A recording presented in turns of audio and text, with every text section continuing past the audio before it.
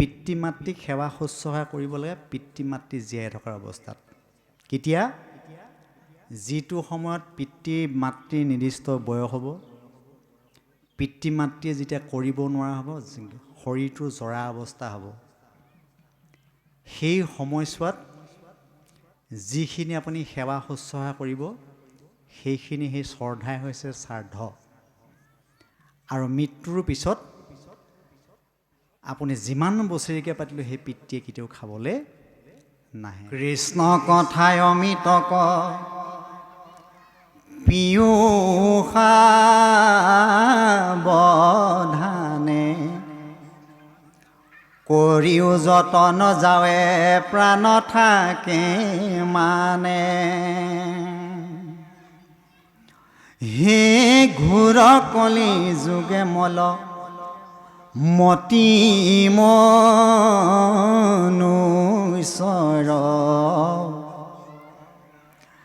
নাহিয়ান ধৰ্ম হৰি কীৰ্তন তপৰ।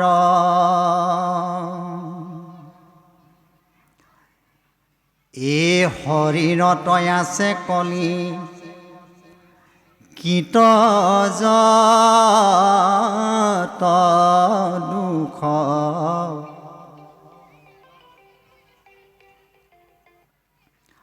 এই গোচুক প্ৰথমে কৰা হৰি হৰি ঘোষ।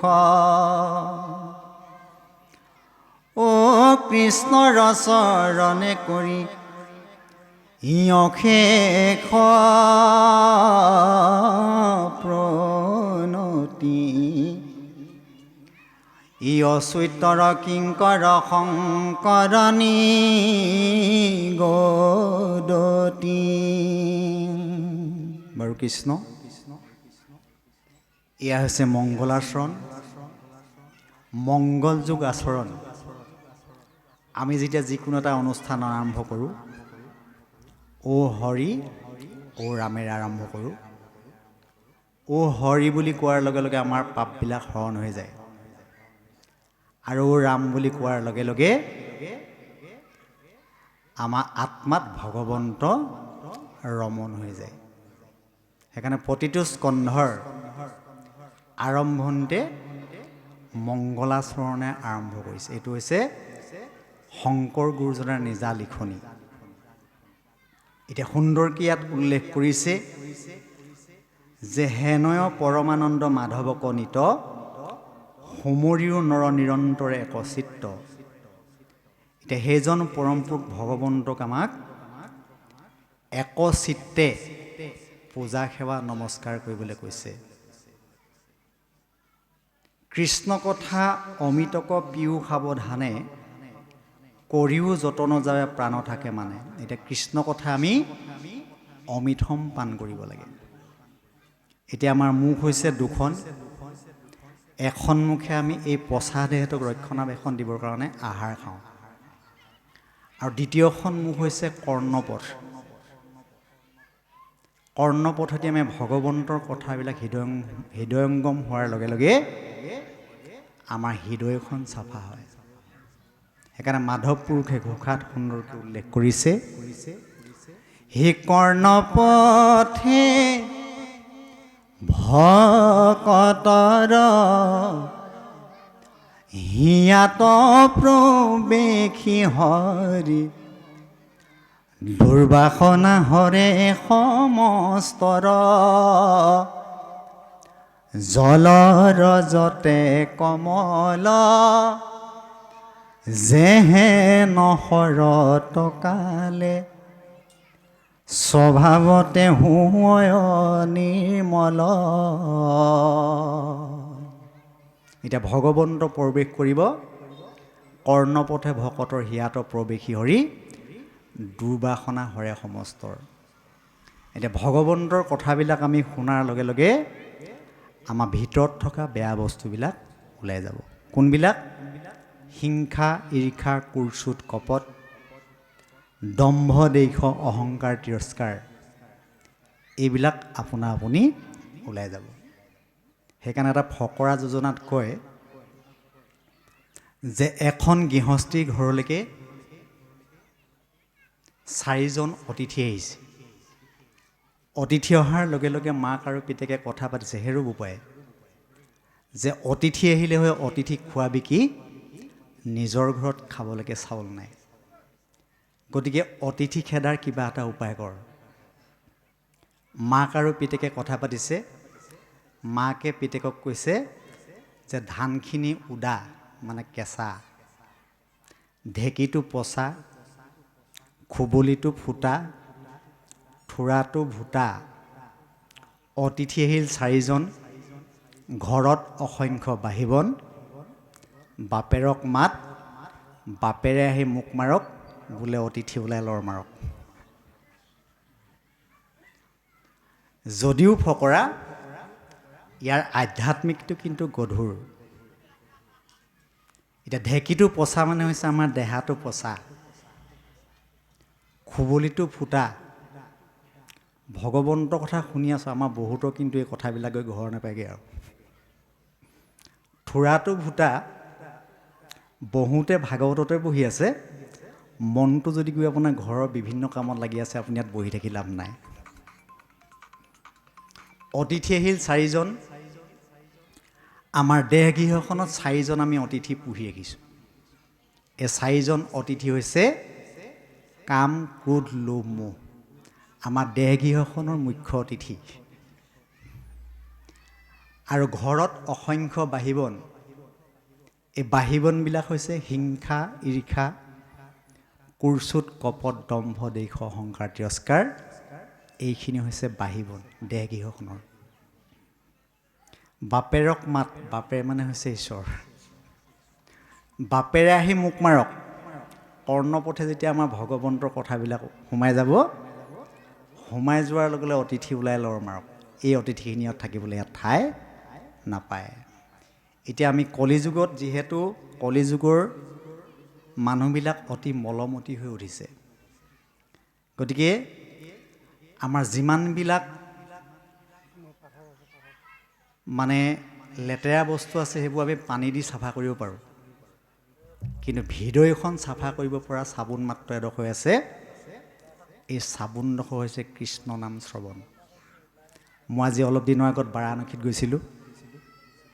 তাত এটা গীতত শুনিছিলোঁ, শব্দকেইটা অতি সহজ, কিন্তু তাত গাইছে, জামা কাপোৰ ময়লা হ'লে ধুয়ে কৰোঁ নিস্তাৰি, ঘৰ বাৰী পুৰণা হ'লে লগাওঁ যে মন মিস্ত্ৰী, মনৰ মলি হৈলে গুচুধু কৃষ্ণ নাম শ্ৰৱণে, কৃষ্ণ নাম শ্ৰৱণে। এতিয়া আমাৰ কাপোৰ কানি যদি লেতেৰা হয়, চাবোন চাৰ্ফ আৰু পানী ব্যৱহাৰ কৰি তাক চাফা কৰোঁ। ঘৰ দুৱাৰবিলাক যদি ভাগি যায়, মিস্ত্ৰী লগাই ৰিপেয়াৰিং কৰোঁ। আৰু কলিযুগত মনৰ মলিকণ ধুবৰ কাৰণে চাবোন মাত্ৰ এডোখৰ আছে। এই চাবোনডোখৰ হৈছে কৃষ্ণ নাম শ্ৰৱণ। কৃষ্ণ নাম শ্ৰৱণৰ বাহিৰে আমি মনৰ মলিকণ ধুব পৰা চাবোন নাই।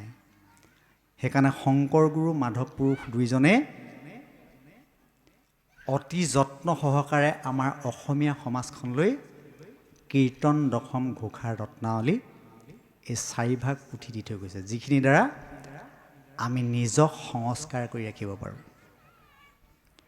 আৰু শৰীৰত আছে কলি কীটযত দুখ, গুচুকে প্ৰথমে কৰা হৰি হৰি ঘোষ, কৃষ্ণৰ চৰণে কৰি অশেষ প্ৰণতি, অচ্যুত কিংকৰ শংকৰ নিগদতি।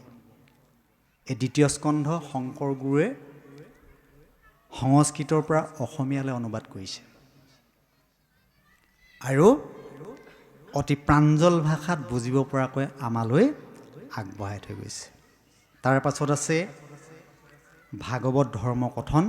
ভাগৱত ধৰ্মইনো আমাক কি কয়, আমি তালৈ গৈছোঁ। হে ৰাম, দ্বিতীয় স্কন্ধৰ কথা শুনিও চুকে নিপতিৰ প্ৰশ্ন পাছে শুনি মুনি সুকে ও কৃষ্ণ পদ পংকজক হৃদয়ত ধৰি দিলন্তৰ সিদ্ধান্ত তাংক সাধুৰ বাদ কৰি ধন্য নৰপতিমতী হিউত্ৰম তোমাৰ পুছিলা হাজিটো কথা সংসাৰতে সাৰ এই মুখ্য ৰৈ অহা ধন ইটো জগতৰে হিত লভিলা মুকুতি যিটো তাহাৰো বাঞ্ছিত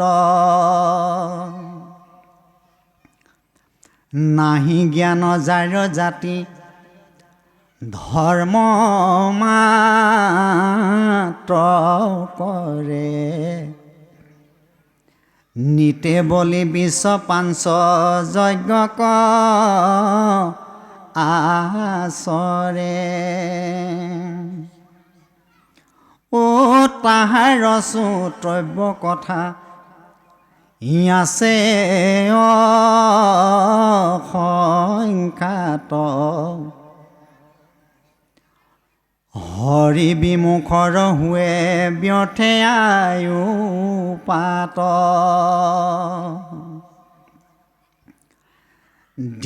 নিদ্ৰাস্তি আলাপনে ৰাতি আয়ু হৰৈ দিন ভৈলে ধন কুটুম্বৰ চিন্তা কৰৈ হে মিছা বিষয়ক মাত্ৰ কৰৈ অভিলাষ সিহেতু নেদেখৈ নৰে হি আপোনাৰ নাশ এতিয়া ভাগৱত ধৰ্মত বিশেষকৈ আমি গৃহস্থী ঘৰখন চলিব পৰা ইয়াত কেইটামান সুন্দৰ কথা কৈছে আৰু এই কথাকেইটা যদি আমি ব্যৱহাৰিক জীৱনত পালন কৰোঁ ভাগৱত ধৰ্ম আমাৰ আধা পালন কৰা হৈ যাব কোনকেইটা যে নাহি জ্ঞান যাৰ জাতি ধৰ্ম মাত্ৰ কৰে নিতে বলি বিশ্ব পাঞ্চ যজ্ঞক আচৰে এতিয়া আমাৰ গৃহস্থী ঘৰখনত বিশেষকৈ আইসকলৰ দ্বাৰা ৰাতিপুৱা শুই উঠাৰ পৰা ৰাতি শোৱালৈকে পাঁচটা পাপ হয় আইসকলে মন দি শুনিব ইয়াত ভাগৱতলৈ যে আহিলে এইকেইটা আপোনালোকে লৈ যাওক ব্যৱহাৰিক জীৱনত পালন কৰিব এইকেইটা তেতিয়াহে লাভ হ'ব দেই এই পাঁচটা পাপ হৈছে পাঁচটা পাপ হয় আৰু পাঁচটা পাপৰ কাম আমি পাঁচটা যজ্ঞ কৰিব লগা হয় যজ্ঞকেইটাও মই কৈ থৈ যাম এতিয়া পাঁচটা পাপ এই জলকুম্ভ চুলীয়া বাহনী ঢেকী পতা গৃহস্থৰ ঘৰে এহি সোণা পাণ ছগোটা প্ৰথমটো পাপ কি হয় জলকুম্ভ কলহত বা টিঙত পানী আনি যেতিয়া আমি গৰম কৰোঁ চকুৰে মনিব নোৱাৰা অসংখ্য বীজাণু ধ্বংস হয় এইটো প্ৰথম পাপ দ্বিতীয় পাপটো হৈছে চুলীয়া মানে হৈছে জুইশালত চাউল মুঠি ৰন্ধন কৰাৰ পৰা ধৰি মাছ মৎস্য ৰন্ধন কৰালৈকে পাপেই সিজে চাউল মুঠি সিজাওঁতে চাউলৰ বহুত কণ মৰে জুইত যেতিয়া আমি খৰি ভৰাই দিওঁ বহুত পোক পৰুৱা মৰে, আৰু মাছ মৎস্য ৰন্ধন কৰালৈকে সেইখন শ্মশানশাল আৰু এইখন শ্মশানশালৰ মাজত কোনো পাৰ্থক্য নাই। সেইকাৰণে আমি বিশেষকৈ মনুষ্যই পৰাপক্ষত আহাৰ মুঠি সাত্বিক হ'ব লাগে। মাছ মাংস মই এৰি দিবলৈ কোৱা নাই, কিন্তু যদি পাৰে সাত্বিকতা হ'লে ভাল। এইটো হৈছে দ্বিতীয় পাপ। তৃতীয় পাপটো হৈছে বাহনী। বাহনীয়ে যেতিয়া ঠাই সাৰে, ঠাই সাৰোঁতে বসুমতী আঁচুৰ খাই বহুত পোক পৰুৱা মৰে। এইটো হৈছে তৃতীয় পাপ। 4 নম্বৰ পাপটো হৈছে ঢেঁকী। ঢেঁকীত যেতিয়া ধান বানে, ধানৰ বহুত কণ মৰে। এতিয়া বাৰু ঢেঁকী নাই, মিলত খুন্দে, হ'লেও একেটাই। আৰু 5 নম্বৰ পাপটো হৈছে পতা। পতাত সৰিয়হ বটাৰ পৰা ধৰি মছলা বটালৈকে তাত বহুত কণ মৰে। এতিয়া আইসকলৰ সস্তা হৈ গ'ল, মিক্সি ওলাল নহয়, চিটকৈ মাৰি দিলে হৈ যায়, একদম সহজ হৈছে। গতিকে আইসকলৰ দ্বাৰা ৰাতিপুৱা শুই উঠাৰ পৰা ৰাতি শোৱালৈকে এই 5টা পাপ হৈ থাকে। অকল আইসকলৰ নহয়, কিছুমান গৃহততো আই নাই বাপহেত আছে, বাপৰ দ্বাৰাও হয়। এতিয়া এই 5টা পাপৰ কাৰণে আমি গৃহস্থী ঘৰখনত 5টা যজ্ঞ কৰিব লাগে। এই 5টা যজ্ঞ, প্ৰথমটো হৈছে বলিযজ্ঞ, দ্বিতীয়টো হৈছে দেৱযজ্ঞ, তৃতীয়টো হৈছে ভূতযজ্ঞ, 4 নম্বৰটো হৈছে পিতৃশ্ৰাদ্ধ, আৰু 5 নম্বৰটো হৈছে নিৰ্যজ্ঞ। এই 5টা যজ্ঞ কৈ যাম মই, এইখিনি আপোনালোকে সকলোৱে গৃহলৈ লৈ যাব। এতিয়া 5টা যজ্ঞ মই কৈ যাম। প্ৰথম যজ্ঞটো হৈছে বলিযজ্ঞ। এতিয়া বলিযজ্ঞটো আমি কেনেকৈ সমাপন কৰিম? এতিয়া বহু লোকে গৈ দেৱ দেৱী আগত হাঁহ ছাগলী পাৰ এইবিলাক বলি দিয়েগৈ।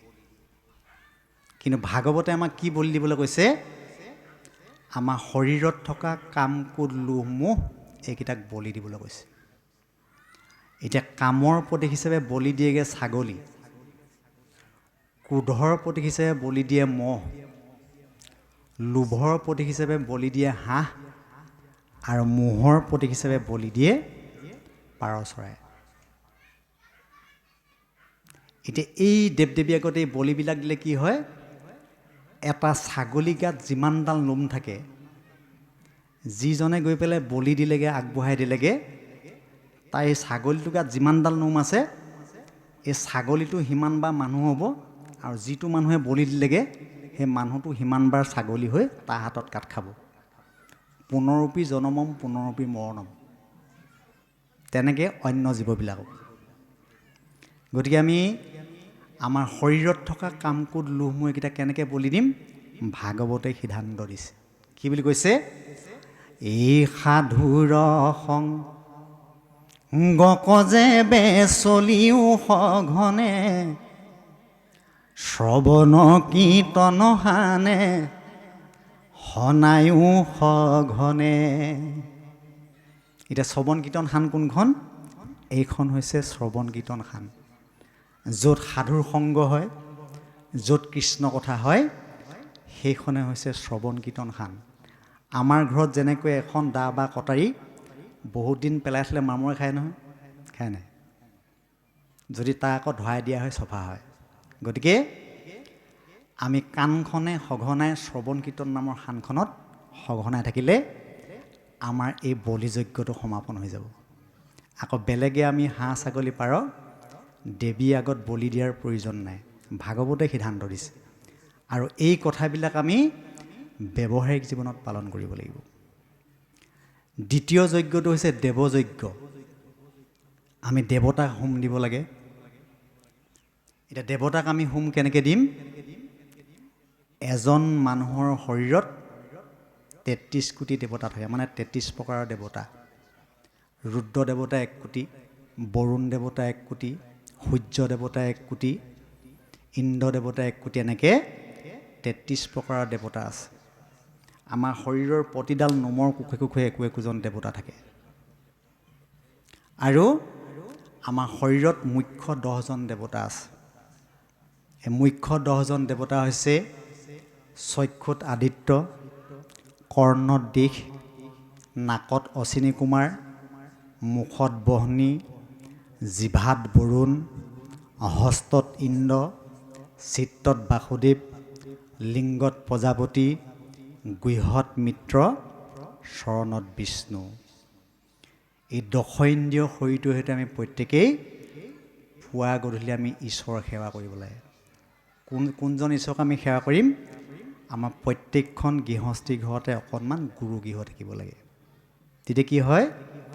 ভাগৱতে সিদ্ধান্ত দিছে, কৃষ্ণক পূজিলে পূজা সমস্তৰে হয়, পৃথকে পূজিলে পূজা কেহু নপাৱ। এই দশইন্দ্ৰিয় শৰীৰটোৱে এক কৃষ্ণক সেৱা পূজা নমস্কাৰ কৰাৰ লগে লগে 33 কোটি দেৱতাক সেৱা কৰা হ'ব। আৰু আমি 33 কোটি দেৱতা যদি এজন এজনকৈ পূজা কৰিবলৈ যাওঁ কিমান দিন লাগিব? 33 কোটি দিন লাগিব। আমি কলিযুগৰ মানুহ সেইখিনি কৰাটো সম্ভৱ নহয়। গতিকে এক কৃষ্ণক সেৱা কৰিলে আমাৰ সম্পূৰ্ণ হৈ যায়। সেইকাৰণে প্ৰথম স্কন্ধত এক দেও এক সেও একত বিনে নাই কেও, এজন ভগৱন্তকে সেৱা পূজা নমস্কাৰ কৰিবলৈ কৈছে। এইটো হৈছে আমাৰ দেৱযজ্ঞ। বেলেগে আমি দেৱতা পূজা কৰাৰ প্ৰয়োজন নাই। কোনজন দেৱতাক সেৱা কৰিব লাগে? এক কৃষ্ণ দেও কৰিও সেও, এক কৃষ্ণকে সেৱা পূজা নমস্কাৰ কৰিবলৈ ভাগৱতে আমাক সিদ্ধান্ত দিছে। তাৰপাছত 3 নম্বৰ যজ্ঞটো হৈছে ভূত যজ্ঞ। ভূত মানে হৈছে জীৱ। আপোনাৰ গৃহখনত থকা হাঁহ, ছাগলী, পাৰৰ পৰা, গৰু গাইৰ পৰা ল'ৰা ছোৱালীকেইটালৈকে আমি যিখিনি পৰিচালনা কৰোঁ, গৰুহাল এৰাল দি থৈছে, সময়ত পানীকণ খুৱাই দিয়া, লৰাই দিয়া, সেইটোৱে সেৱা। কুকুৰটো পুহিছে, সময়ত এমুঠি খাবলৈ দিয়া, ল'ৰা ছোৱালীকেইটাক কাপোৰ কানিকেইটা ধুই দিয়াৰ পৰা ধৰি খোৱা বোৱা চোৱালৈকে এই জীৱসমূহক পৰিচালনা কৰাটো হৈছে ভূতযজ্ঞ। এইটো ভাগৱতে সিদ্ধান্ত দিছে, এই সমস্ত ভূততে দেখিবে কয় আত্মসম, উপায় মধ্যতইতো ইয়াতি মুখ্যতম। গতিকে গজহস্তীৰ পৰা গুৰিপুৰলৈকে সমস্তৰে আত্মাক ভগৱন্তক দৰ্শন কৰিবলৈ গৈছে। এইটো হৈছে ভূতযজ্ঞ। এতিয়া 4 নম্বৰটো হৈছে পিতৃ শ্ৰাদ্ধ। এইটো আজি মই লৈ যাম, যদি কাৰোবাৰ প্ৰশ্ন থাকে প্ৰশ্ন কৰিব পাৰিব। আমি যে পিতৃ শ্ৰাদ্ধ পাতোঁ, পিতৃ মাতৃৰ শ্ৰাদ্ধ আমি পাতিব লাগে পিতৃ মাতৃ জীৱন্ত অৱস্থাত। আৰু পিতৃ মাতৃ বিয়োগৰ পাছত আমি একাদশ দ্বাদশলৈকে যিটো আমাৰ গৃহশুদ্ধি কৰ্ম, সেইখিনি কৰি তাৰ পাছত বছৰেকীয়া পতাৰ প্ৰয়োজন নাই। সেইটো ভাগৱতে সিদ্ধান্ত দিছে। এতিয়া পিতৃ শ্ৰাদ্ধ কেনেকৈ কৰিব লাগে, এই কথাকেইটা সুন্দৰকৈ ভাগৱতৰ 10ম স্কন্ধত কৃষ্ণই যেতিয়া কংসক বধাৰ পাছত বসুদেৱ দৈৱকীক পোতাশালৰ পৰা মুক্ত কৰি আনিছে, তেতিয়া কৃষ্ণই পিতৃ মাতৃক কৈছে, যিটো পিতৃ মাতৃ জন্মিলে দেহ, পুখিলে কয় অনুদিন, সিটো পুতে তাৰ সতে কবৎসৰে, খুজিবে নপাৰে ঋণ। পুত্ৰ হুয়া যিটো পিতৃক নোপোষৈ, দুৰ্জনয়াতিয়াবাদী, তাহাৰ মাংস তাকে খুৱায়, যমৰ কিংকৰে কাটি। গতিকে আমি পিতৃ মাতৃক সেৱা শুশ্ৰূষা কৰিব লাগে পিতৃ মাতৃ জীয়াই থকাৰ অৱস্থাত। কেতিয়া? যিটো সময়ত পিতৃ মাতৃৰ নিৰ্দিষ্ট বয়স হ'ব, পিতৃ মাতৃয়ে যেতিয়া কৰিব নোৱাৰা হ'ব, শৰীৰটোৰ জৰা অৱস্থা হ'ব, সেই সময়ছোৱাত যিখিনি আপুনি সেৱা শুশ্ৰূষা কৰিব সেইখিনি সেই শ্ৰদ্ধাই হৈছে শ্ৰাদ্ধ। আৰু মৃত্যুৰ পিছত আপুনি যিমান বছৰেকীয়া পাতিলেও সেই পিতৃয়ে কেতিয়াও খাবলৈ নাহে। মই আজি অলপ দিনৰ আগত বিশ্বনাথ চাৰিআলিত এজন লগ পাইছোঁ, যে দেউতাকক তেওঁ 3 মহল ঘৰ, চব টাইলছ লগোৱা, আৰু পিতৃক থৈছে ঘৰৰ পৰা অলপমান বাহিৰত 300টা টিংপাত দি পেলাই তাত থৈ দিছে। আৰু জীৱন্ত অৱস্থাত পিতৃক নেদেখুৱালে। মই পিছত বেলেগক কোৱাহে শুনিছোঁ। আৰু পিতৃ বিয়োগৰ পিছত মোক কৈছে বোলে পিতৃ বৈকুণ্ঠী হ'ল নহয়। মই বোলো কেনেকৈ বৈকুণ্ঠী হ'ল? যিজন পুত্ৰই আপুনি জীৱন্ত অৱস্থাত, মই আনক কোৱাহে শুনিছোঁ, যে যিজন পুত্ৰই পিতৃক জীৱন্ত অৱস্থাত যিটো আপুনি ঘৰ বনালে ঘৰটোত ৰাখিব নোৱাৰিলে, কিজানি ঘৰটো অশুচি হয় বুলি ক'ত ৰাখিছে? বাহিৰত ৰাখিছে। যিকণ সময়ত সেৱা শুশ্ৰূষা কৰিব লাগিছিল সেইটো সময়ত নকৰিলে, আৰু সেইজন পুত্ৰই যিমান বছৰেকীয়া পাতিলেও তাৰ পৰা কোনো ফল নাপায়। গতিকে আমি পিতৃ মাতৃ সেৱা শুশ্ৰূষাৰ শ্ৰাদ্ধ জীৱন্ত অৱস্থাত পাতিব লাগে। এইটো হৈছে পিতৃ শ্ৰাদ্ধ। আৰু 5 নম্বৰ যজ্ঞটো হৈছে নিযজ্ঞ।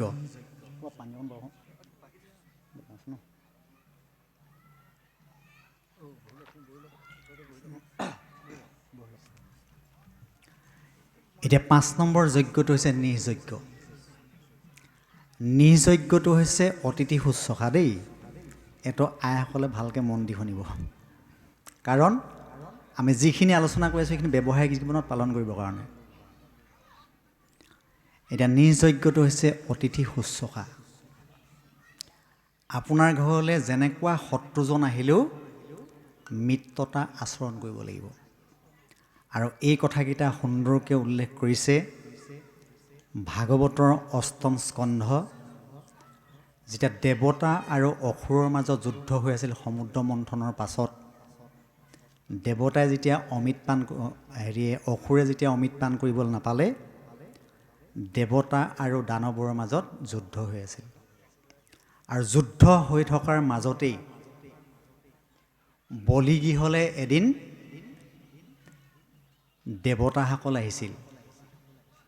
তেতিয়া বলি ৰজাই অন্য দৈত্যসকলক কৈছে যে তেওঁলোক যদিও আমাৰ মহাশত্ৰু, তেওঁলোক আমাৰ ঘৰলৈ অতিথি হৈ আহিছে, গতিকে তেওঁলোকক ভালদৰে সেৱা শুশ্ৰূষা কৰিবা। পদবন্ধে সুন্দৰকৈ উল্লেখ কৰি কৈছে, সি যদি মহাশত্ৰু আখি হয় অতিথি, দেৱ বুলি কৰিবাহা তাহাংক ভকতি।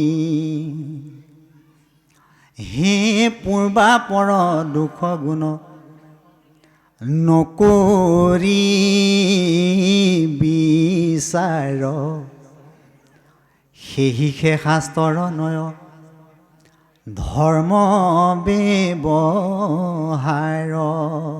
কি বুলি কৈছে?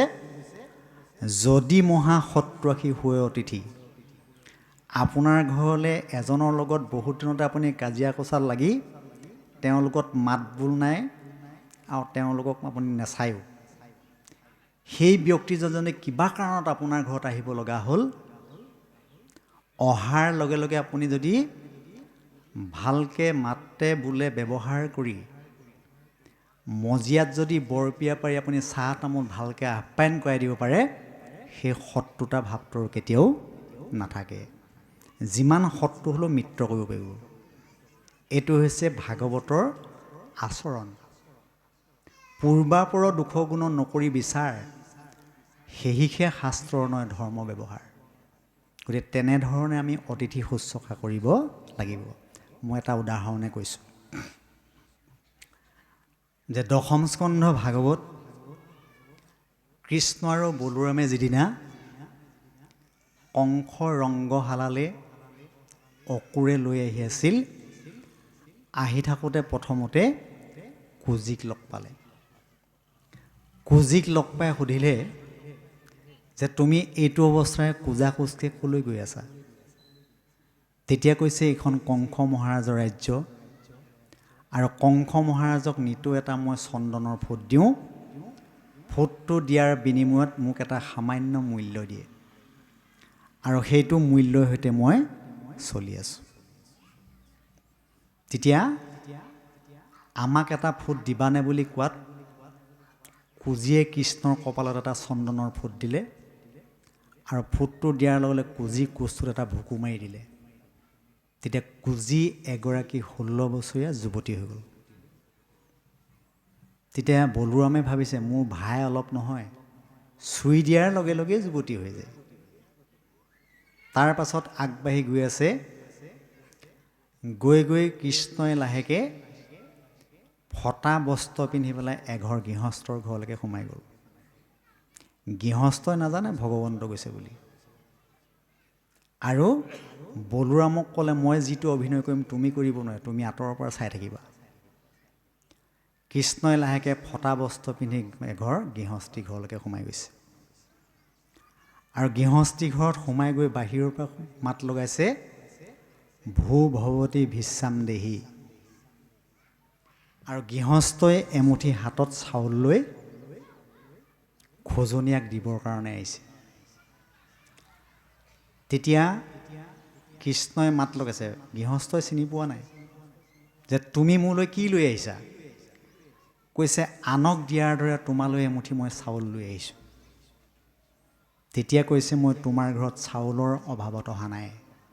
কিয় আহিছা? যে তুমি মোৰ অৱয়ৱটোলৈ চাই দিয়াচোন, মোৰ শৰীৰত গোটেই ফটা বস্ত্ৰ, যদি তুমি মোক অকণমান বস্ত্ৰ দান কৰিব পাৰা বহুত পুণ্য অৰ্জন কৰিব পাৰিবা। তেতিয়া গৃহস্থই এতিয়া বস্ত্ৰ দিব নোৱাৰে, আৰু ভগৱন্তই তাৰ পৰা বস্ত্ৰ নাপালে নাযায়। দুইজনে বহুত সময় বাক বিতণ্ডা লাগি আছে, আৰু বহু সময়ৰ পাছত কৃষ্ণই গৃহস্থক সুধিলে যে তোমাৰ পৰিয়ালৰ সদস্য সংখ্যা কিমান? বোলে 5 জন। কি কৰি চলা তুমি? তেতিয়া কৈছে মই প্ৰকৃতাৰ্থত এজন ধোবা। ধোবা কাম কৰি মই যিকেইটা মূল্য পাওঁ, মোৰ পৰিয়ালটো মই সুন্দৰকৈ চলি আছোঁ। তুমি ইমান দিনে ধোবা কাম কৰিলা, এই লুকুৱাই থোৱা বস্তু এটুকুৰৰ পৰা মোক দিব নোৱাৰিবানে? ধোবাৰ বৰ আক্ষেপ। কৈছে মই তেনেকুৱা কাম কৰি পোৱাই নাই, তোমাক বস্ত্ৰ দিম ক'ৰ পৰা? তেতিয়া কৃষ্ণই ধোবাক এটা চৰ মাৰিলে, আৰু চৰটো মৰাৰ লগে লগে ধোবাৰ মূৰটো ছিগি মাটিত পৰিল, আৰু ধোবা চতুৰ্ভুজ মূৰ্তি ইয়াৰ পৰা মুক্ত হৈ গুচি গ'ল। এই ধোবা আগৰ জন্মত আছিলে ৰামচন্দ্ৰ অৱতাৰত।